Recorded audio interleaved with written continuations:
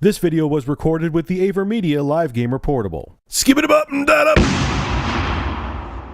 Today's shout out goes to YouTube user JJRobs399.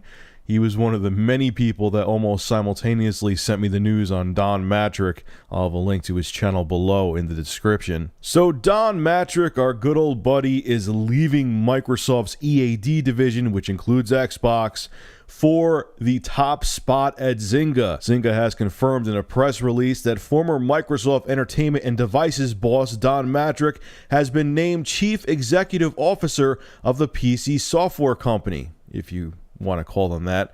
He will also sit on Zynga's board of directors.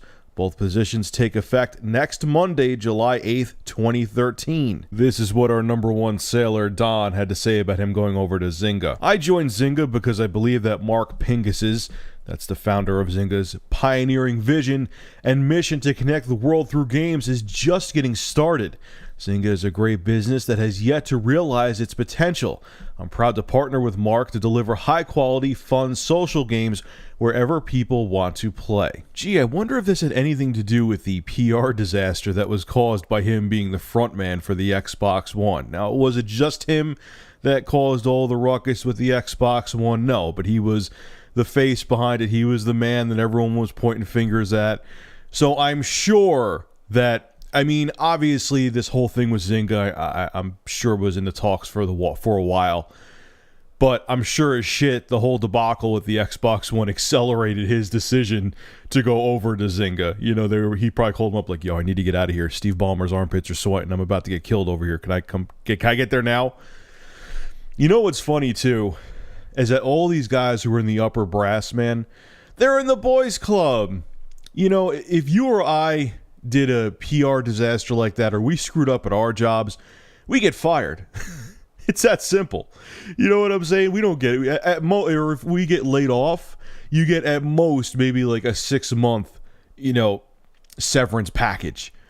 These guys, man, they get hooked up. They get golden parachutes. As a matter of fact, I did a little research. I found a list of, it's the top 20, but I'm going to read you the top 10 most exorbitant golden parachutes of all time.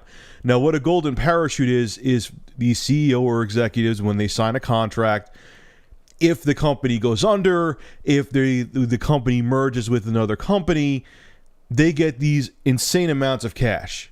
Or imagine, you get laid off. What do you get? Like I said, at most maybe a 6-month severance package. These guys get hundreds of millions of dollars. Let me demonstrate what I mean. Actually, I'm going to read you the top 5, not the top 10. I don't want to put you to sleep. Coming in at number 5, Robert L. Nardelli of Home Depot. His golden parachute was over $223 million. Edward E. Whitcare Jr. of AT&T. His golden parachute was over $230 million. William D. McGuire of United Health Group. His golden parachute was over $285 million. Actually, it was like less than $4,000 shy of being $286 million.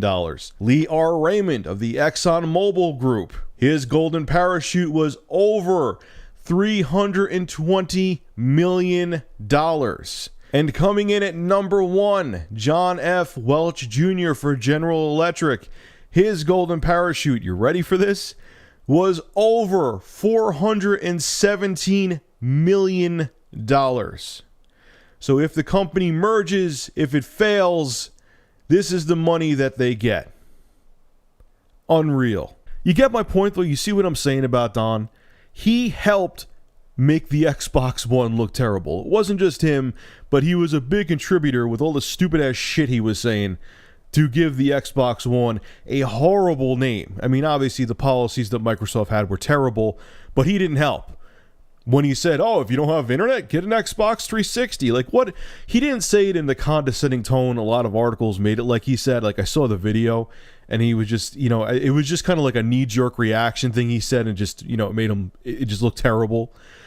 But what a dumbass thing to say. Yeah, if you don't have internet, get a 7-year-old console instead. It's going to be irrelevant in like 1 or 2 years. I don't care if Microsoft's planning on supporting the thing for God knows how long. It's how things go. Even if the company's supporting a console, their old hardware becomes irrelevant after like 1 or 2 years. But he helped make the thing, it wasn't just him, but he helped make the thing look terrible. He screwed up, and he screwed up bad. He made one of Microsoft's major divisions, the Xbox division, look terrible. And he gets another cushy multi-million-dollar job. Could you imagine if you or I did something like that, if we were part of the whole marketing team behind the Xbox? There people probably did get fired. We would be fired in a heartbeat. We wouldn't get jack shit. We'd have to get a job at McDonald's until we found something better, if we found something better. Don gets a nice cushy job over at Zynga. And you know what, too? I don't have any proof of this, but I'm positive, because you don't get these CEO positions without it.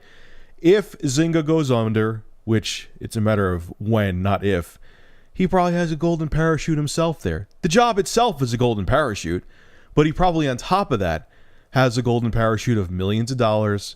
So you know what? If Zynga goes under, I'm sure he'll find another job after that, because he's one of the boys. Don doesn't have to work another day in his life. So he screwed up at Microsoft. Zynga will probably go under, which I'm sure he'll help do that too. And he'll get millions of dollars by not doing his job. Think about that. All I can say is God bless corporate America.